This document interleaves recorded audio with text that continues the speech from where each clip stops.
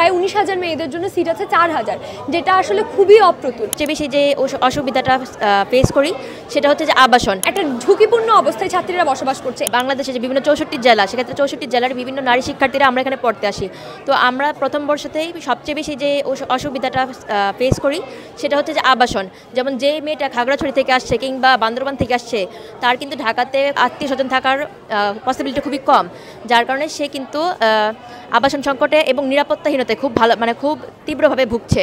তো সেক্ষেত্রে আমরা দেখতে পাচ্ছি যে আমাদের ছাত্রী হল 5টি এবং সেক্ষেত্রে ছাত্রী হলের ধারণ ক্ষমতা অত্যন্ত কম। যেমন কুয়েত মৈত্রী কিংবা শামসুন্নাহার কিংবা বঙ্গমাতা, এসব হলগুলোতে ছাত্রীদের জন্য আবাসন সংকট অনেক তীব্র।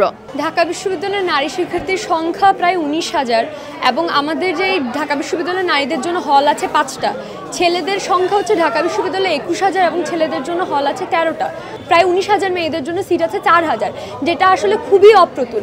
আমাদের ছেলেদের হলগুলোর খুবই ভঙ্গুর অবস্থা, কোথাও পলেস্টার খসে পড়ছে। কিছুদিন আগে একটা দুর্ঘটনা হয়। মেয়েদের হলগুলোতে একই রকমভাবে বিভিন্ন জায়গায় ফাটল, খুবই একটা ঝুঁকিপূর্ণ অবস্থায় ছাত্রীরা বসবাস করছে। এই সব ভবনগুলোতে নতুন করে বাঙ্ক বেড দেওয়া হচ্ছে এবং এই বাঙ্ক বেড দেওয়ার মাধ্যমে গণরুমগুলোর সিট সম্প্রসারণ করা হচ্ছে। নতুনভাবে ভবন তৈরি করার উদ্যোগ নেওয়া হলো, সেটা আসলে যেই সময় লাগবে, যেই 4 থেকে 5 বছর সময় লাগবে বলা হচ্ছে, এই ততদিন পর্যন্ত যে রানিং স্টুডেন্ট আমরা যারা আছি তারা কোথায় থাকবে এবং পরবর্তী ব্যাচে যেসব ছাত্রীরা ভর্তি হবে তারা কোথায় থাকবে, এটার কিন্তু কোনো উত্তর প্রশ্ন দিতে পারছে না।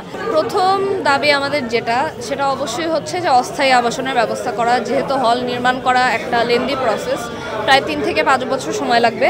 তো এই অন্তর্বর্তীকালীন সময়টাতে আমরা আসলে কোথায় থাকবো এটা বিশ্ববিদ্যালয়ে নিশ্চিত করতে হবে। এবং আমাদের শুরু থেকেই যে দাবিটা ছিল ভবন ভাড়া করার দাবিটা, আমরা যখন এটার ব্যাপারে জবাবদিহিতা চাই, আমরা বলি যে কেন ভবন ভাড়া করা সম্ভব হচ্ছে না, এটা স্পেসিফিক্যালি উল্লেখ করা হোক কোন আইনটা আসলে তাদেরকে বাধাগ্রস্ত করছে। প্রশাসন এমন কোনো আইন দেখাতে পারেনি, বরং একটা আইনের ব্যাপারে তারা মিথ্যাচার করেছে বলতে গেলে। তারা ধারা এবং চ্যাপ্টার উল্লেখ করেছেন ওনারা, কিন্তু এই ধরনের কোনো আইন আসলে বিশ্ববিদ্যালয়ের 1973 সালের যে অধ্যাদেশ সেটাতে আমরা পাইনি। অর্থাৎ আমাদেরকে কিন্তু সদুত্তর দেওয়া হয়নি যে কেন ভবন ভাড়া করা সম্ভব হচ্ছে না। এছাড়াও আমাদের বেশ কিছু দাবি ছিল, যেরকম ক্রমান্বয়ে ডাবলিং তুলে নেওয়ার ব্যাপারটা, প্রত্যেক একটি সিটে একজন করে থাকবে এই নিয়ম করে ধীরে ধীরে ডাবলিং তুলে নেওয়ার যে ব্যাপারটা, এটা এনশোর করা হয়নি।